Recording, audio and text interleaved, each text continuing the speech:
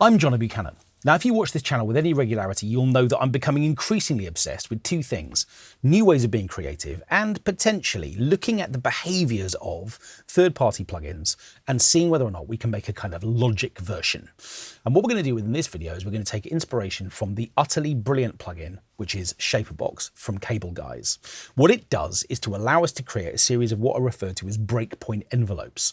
We can take individual parameters and then we can create shapes for those to overlay on tops of sounds. So we can shape drive, distortion amount, we can shape volume, we can shape pan, we can do all kinds of things. We can overlay these shapes on top of any parameter we like in order to make our patterns go somewhere and do something unique. And I'm wondering if there's a way that we can do that within Logic itself. Before we get stuck into the nitty-gritty, let's have a listen to the track that I've prepared.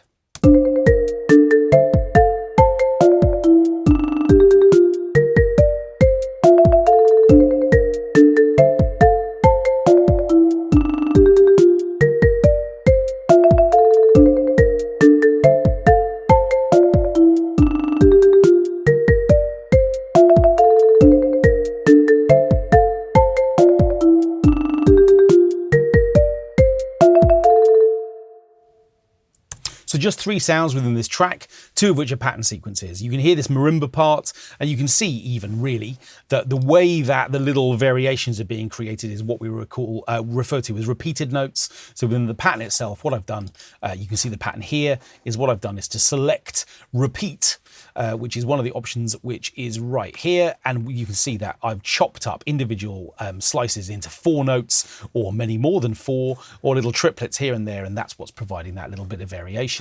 And then underneath that, what we've also got is a drum pattern, which is much more straightforward, and then an amazingly simple little sort of pingy percussion part, which is sitting here on an audio track as well. Okay, so what do I mean by a breakpoint envelope? Well, again, let me take an example. Let's just take one example for a moment.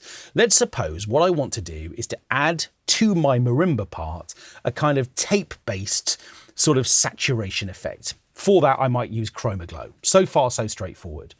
But what ShaperBox allows me to do is to say, okay, well, I want a variable amount of drive. I want the amount of drive to be changing from one step to another. And a step might be a quarter note long, or an eighth note long, or a 16th note long. It might fade out, it might fade in, it might have a kind of bend to it so that it drops away in a non-linear fashion. And I think it might be quite interesting to see whether or not we can achieve something similar with Logic. And there are a couple of ways that we could do that with, let's just say, Chromaglow. So what I'm going to do first of all is I'm going to select the marimba part. In fact, I'm going to mute the other two for a moment, just so we're hearing this by itself. And I'm going to set up a new auxiliary send for it. I'm going to come to underneath all of the existing auxiliaries that are currently set up. In fact, actually, look, bus number 2, which is here already, has got, or is labeled at least, Chromaglow. Look, I was a little bit more prepared, but I haven't added the plugin to it yet that I intended to, so let's do that now. So bus number 2 is going to be Chromaglow, which is right here up at the top of the recent list. If it's not for you, you will find it in distortion. And here is Chromaglow, so you can just add it right there. So Chromaglow allows us to add saturation style processors, and the one that I'm interested in is the magnetic tape option. Now, if I turn up the drive amount, we'll hear that really clearly.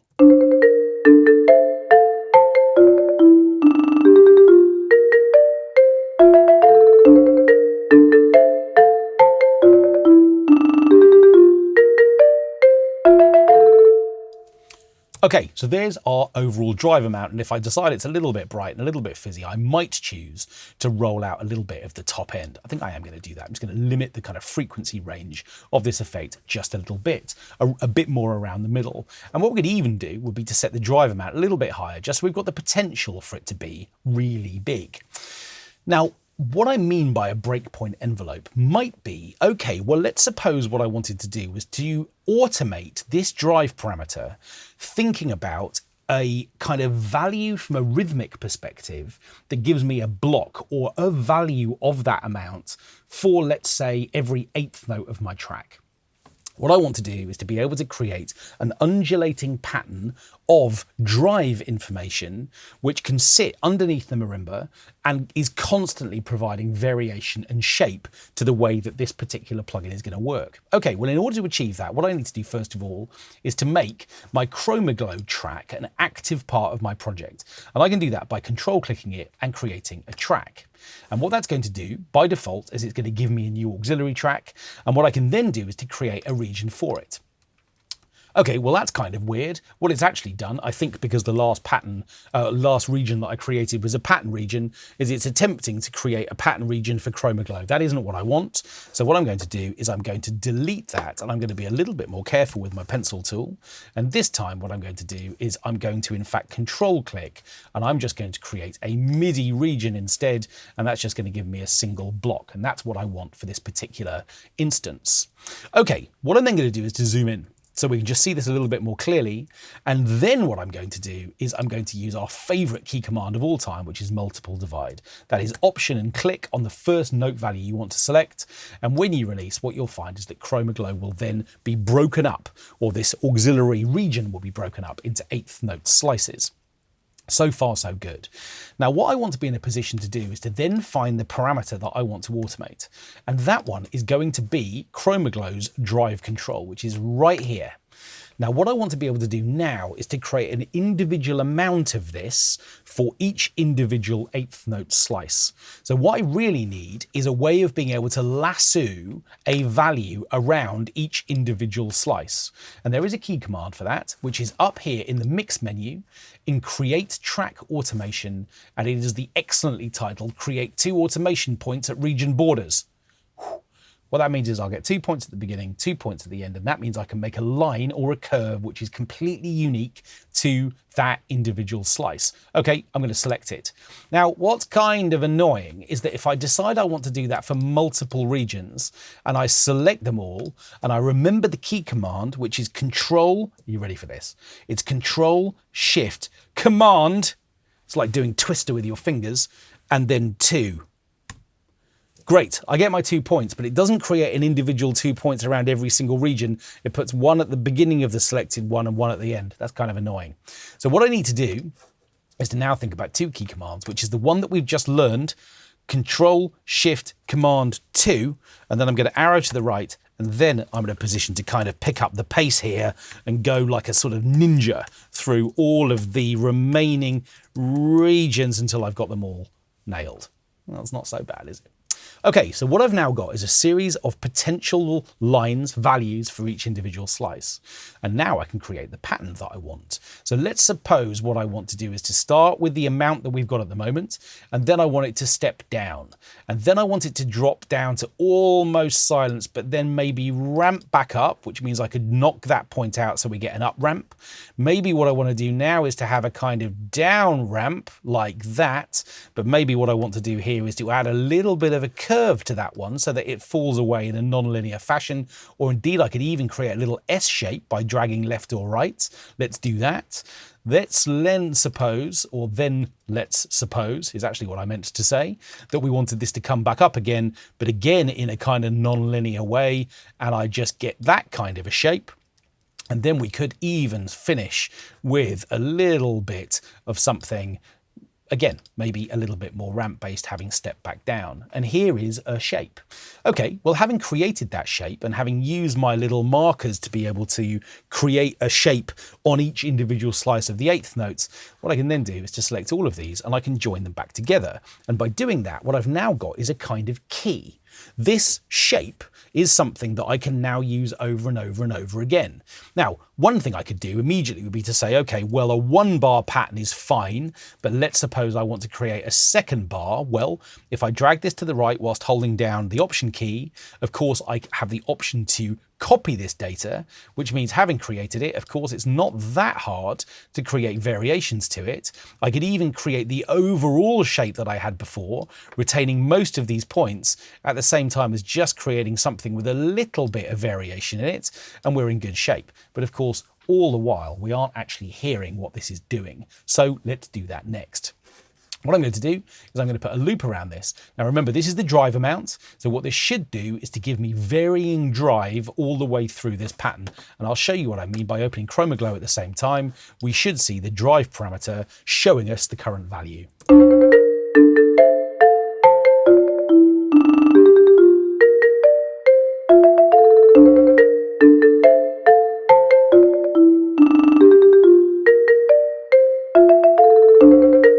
Okay, I want to make that a little bit more extreme. I can do that by taking the trim amount and I can push this up. I'm going to make the brightest points or the highest points 100%. And what I'm also going to do is to change the style from clean to colorful. Let's see what that does.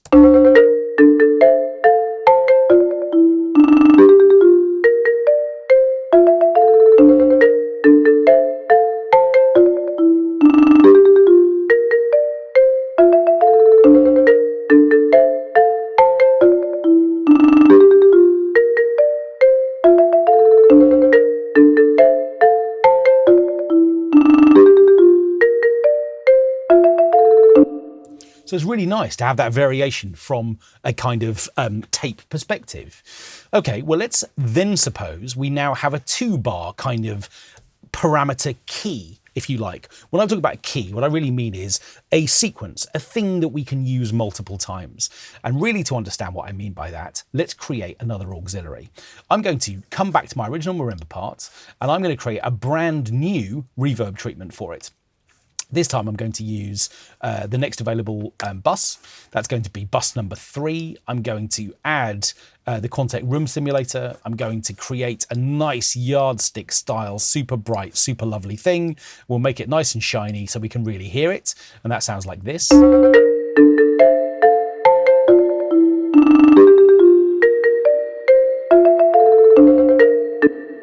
And just for a moment, what I'm going to do is to mute the Chromaglow treatment for a second, just so we're hearing the reverb by itself. Okay, so what I've now got is a brand new QRS reverb on its own auxiliary. I'm going to label it. And then what I'm going to do is, once again, I'm going to create a track for it. That's going to add this particular effect into the mix. And then what I'm in a position to do is to start thinking about how I can use my little automation key. Okay, here it is. It's sitting here. Now, at the moment, the parameter that we're looking at is the drive amount for Chromaglow. Well, that parameter doesn't mean anything to the Quantec room simulator. There isn't a drive amount, and the drive amount is specific to Chromaglow. So what I really want to do is be in a position where I can copy this automation data, but what I can do is to convert it to something which is relevant to this particular auxiliary channel. Now, this is a little bit fiddly, I'm not going to lie. It works like this. What I need to do first of all is to select the track and the region that's sitting on it. What I then need to do is to hold down Command, and then I need to select the parameter that I want to convert this to, which is volume. And please note, I haven't let go of Command. Now, when I do that, Logic will then say, do I want to just convert this data, or do I want to copy and convert it? If I convert it, all of these breakpoints are just going to become volume. I don't want that. I want on this track this to remain a drive level. So I'm going to go for copy and convert, which will keep the drive, but it will also copy it and convert it to the parameter that I've just selected, which is volume. There it is. So what I've now got is 2 lots of data. You can see that really clearly if I click somewhere else. Here is the volume data with all of the same points, and behind it is the drive data for Chromaglow. Great.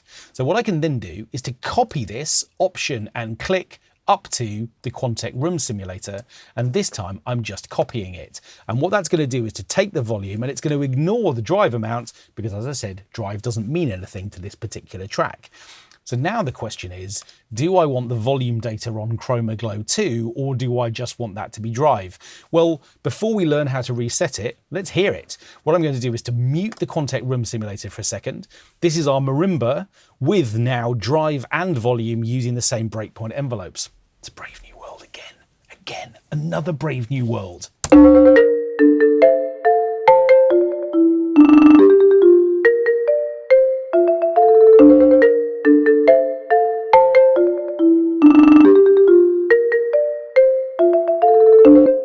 Well, it might be easier to judge whether or not we want that if we also run Chromaglow at the same time. Remember now, this is our volume control for the reverb return. The reverb is static. What we've got overlaid on top of it is a reverb level. Let's hear it first without Chromaglow.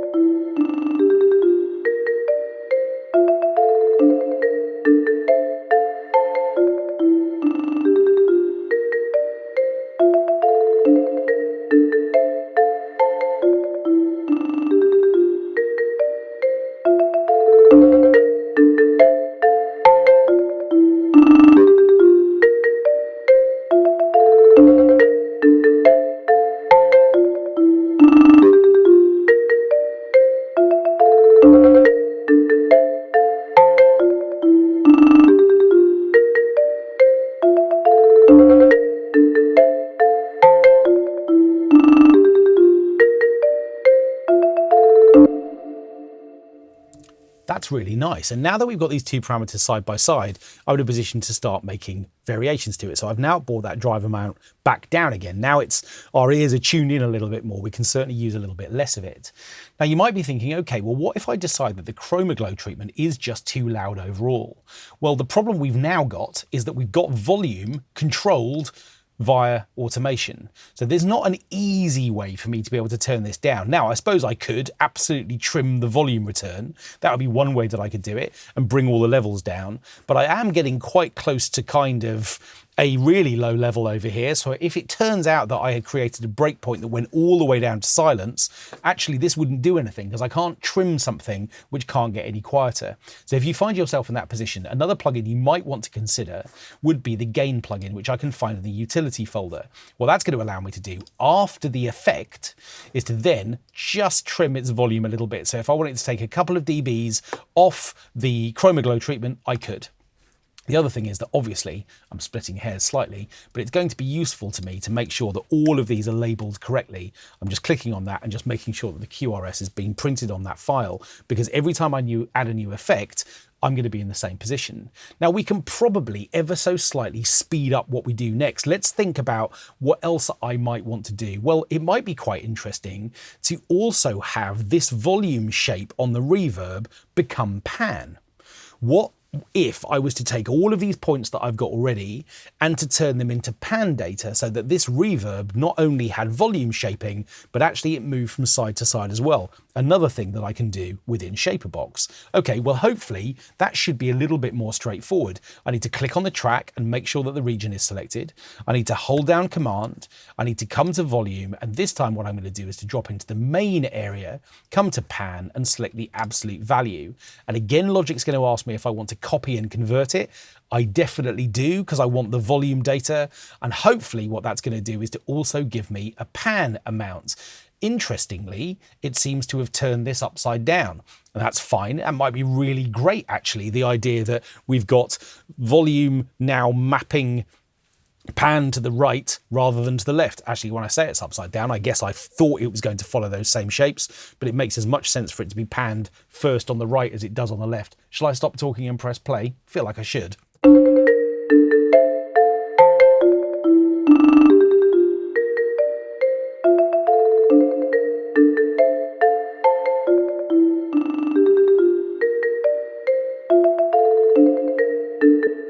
That's really nice that suddenly we've got this kind of stereo movement in this reverb as well.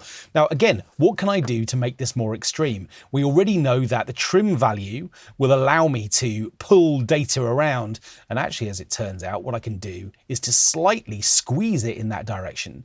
Now, at the moment, the reason I can't take it any further, you can almost sort of see that I'm compressing the values here. The reason I can't take them any further is because I've got two extreme points, one right at the beginning at -64, and I've got a value here saying the same thing. So it sort of stands to reason that if I knock that point out altogether, we got rid of it, and we did the same thing with this point at the beginning, just really getting rid of that, maybe the trim values will now allow me to make that a little bit more extreme until, again, the next point gets to maximum. But that's going to be enough. We've now got the same shape, but spread out over a wider area.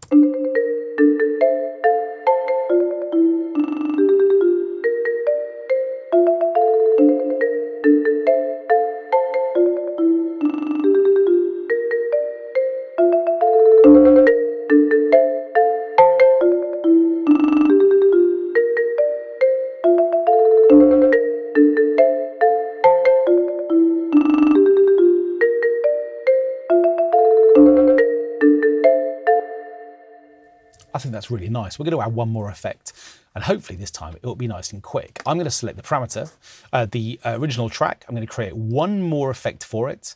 And this time what I'm going to do is to come and find a delay. And what I want to do again is just to have volume control the delay amount. So firstly, I'm going to create a static amount of it. I'm going to select the delay parameter I want to use. I think I'll go with tape delay, just a single tap delay, but with a little bit of the kind of pitch wonk that comes with this. I might select a dotted eighth note just because I'm in that kind of a mood. There it is, the dotted eighth notes. This is going to give me a static amount of it. And obviously because this is an auxiliary, the wet value can be at 100%. I'm just going to slightly open up the frequency area around which this effect is going to take effect. There's a sentence. Then what I'm going to do is once again to add this delay effect as a track in its own right. And what we'll do is we'll label it. Now, because this time what I'm doing is I'm copying the volume data automatically from one track to another. I'm going to take it from the QRS. If I come back to volume, we'll be able to see the volume data. Because volume means something to this track and it means something to the delay track, this time I don't have to convert anything. I can just copy it up to this track. Logic will ask me if I want to copy it, and I do, and there is my volume data. And the only problem is that it's also brought the pan.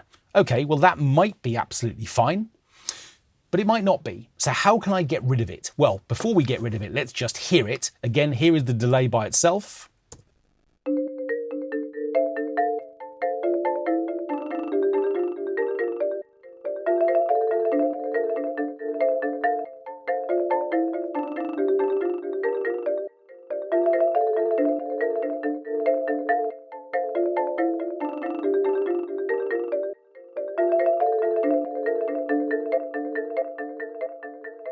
Going to slightly back down the feedback amount so we're not getting anywhere near regeneration. Let's just turn that down a little bit. But we can definitely hear the pan is happening as well. And again, because this parameter means something to this particular track, we're definitely getting a lot of this happening as well. We're getting a kind of copy of the way that this is working on the Quantec Room Simulator. Okay, well, let's suppose I don't want any pan data on this whatsoever. What I can do is simply come up to the mix area. I can come to delete automation. And what I can do is to delete the visible automation on the selected track. And what that's going to do is to simply just knock out the one that's currently visible, which is the pan data. And by doing that, I still retain my volume data, and I've just lost pan, so I can come back to volume and I can see that this is doing something. Now, what's interesting as well is it turns out, and I'm assuming this has come from the way that the original data was copied from Chromaglow, it would appear that I've also now got automation for the tape delay amount or the flutter rate within here as well. Now, again, this looks like it's come through because remember the first time we copied Chromaglow, it took the original parameter. It didn't mean anything to the Quantec Room Simulator, so it didn't copy it and convert it into anything else. But somehow this has come into Logic as a parameter for the delay, which I didn't intend to have happen, but has happened. But again, we can obviously get rid of it altogether if we want to, but it looks like it's the flutter rate that is maybe the thing that's being affected. Let's just look at it.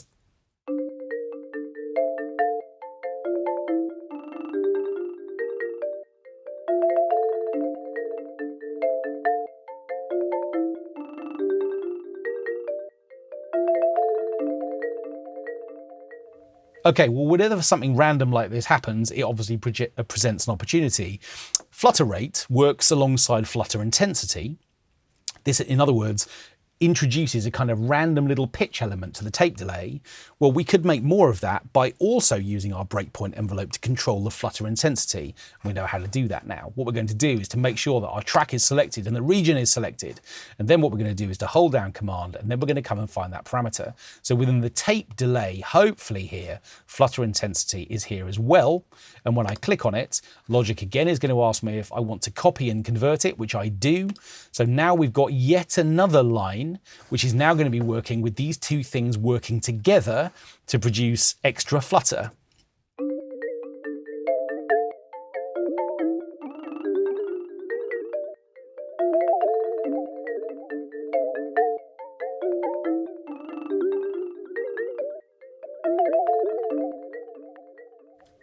And that's quite fun.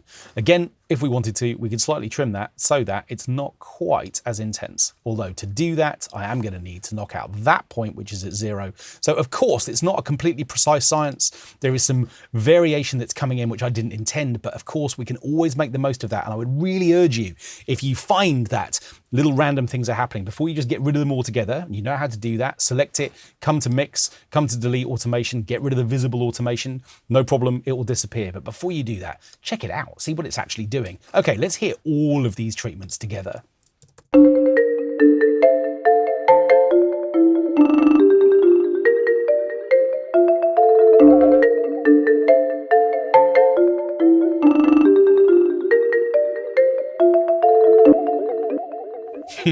I'm enjoying the wobbles. Okay, what we're also going to do is to select all of these and copy them across into bars 3 and 4 as well. Again, usual thing, this time we're not converting anything, I'm just copying all of that data. These little keys now, remember, these little nodes, all of these patterns effectively just exist here. So we've got that happening, and what we're going to do is to bring in the other elements of the track as well and just see how the whole thing has moved on as a result of having all of this extra automation.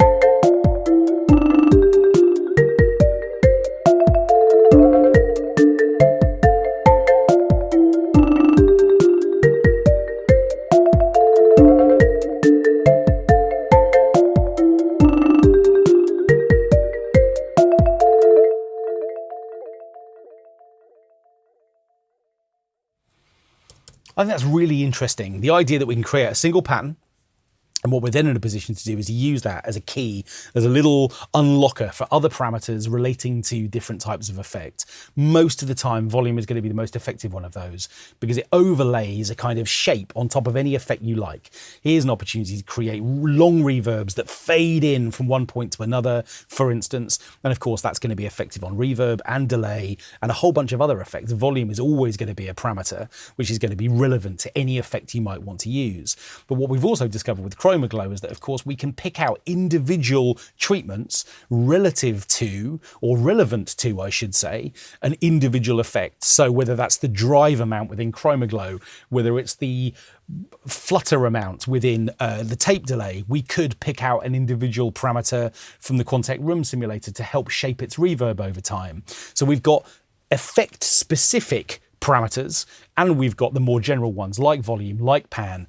But using an individual collection of slices of data, we can create little patterns which we can then apply to all kinds of things. Remember, it's only the effects processing in this piece which is changing. The marimba part hasn't changed at all. It's the spaces and the shapes around that effect that I think are bringing it to life and doing something interesting. A little bit like ShaperBox.